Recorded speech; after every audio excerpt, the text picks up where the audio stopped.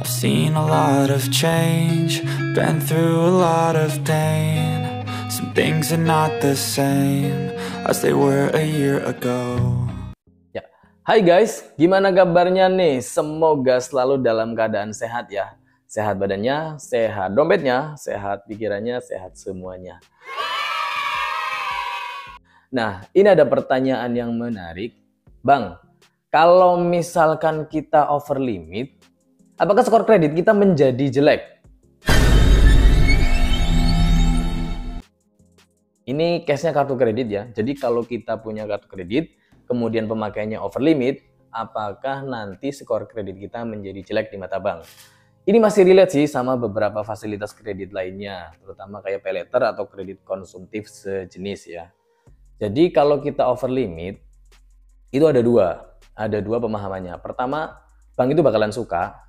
Yang kedua, bank itu hati-hati. Hati-hati artinya memberikan warning khusus. Tidak tertulis ya, tetapi dipantau full.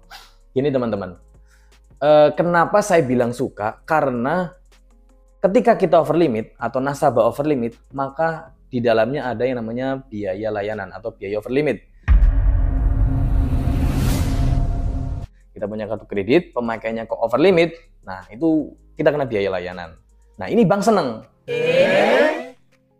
Karena bank bakalan dapat profit lebih, ya kan? Selain dari pembayaran pokok atau plus-plus yang lain, otomatis ada biaya kenaikan, biaya over limitnya itu.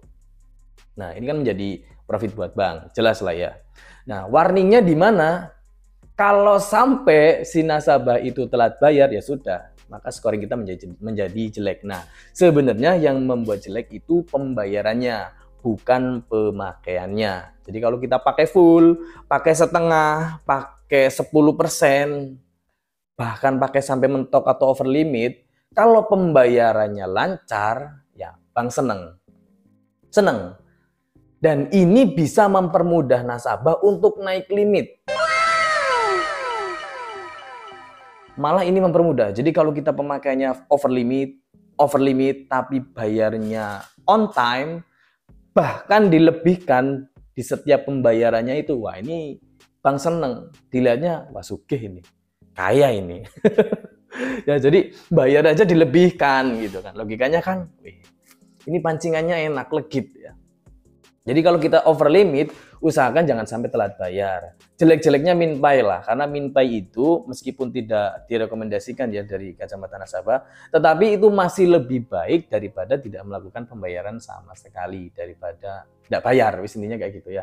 Karena minpay itu termasuk salah satu metode pembayaran yang ditawarkan sama bank untuk pembayaran kartu kredit. Gitu ya, jadi over limit itu tidak jelek, tapi kita juga harus hati-hati. Over limit itu justru disukai sama bank kalau kita bayarnya tepat waktu. Sah-sah aja, over limitin aja. Nah, ini kalau kita punya kartu kecil, kartu limit kecil, kita nggak seneng ya. Kita apply CC, kok dapatnya limitnya kere-hore, limit unyil gitu ya. Ya udah, jangan tidak diaktifasi. Aktifasi aja dulu, pakai aja dulu. Pentokin, bikin variasi lah. Pakai setengah, bayar sebelum tanggal jatuh tempo. Pakai full, bayar sebelum jatuh tempo. Pakai lagi over limitin, bayar sebelum jatuh tempo. Habis itu tutup kartunya.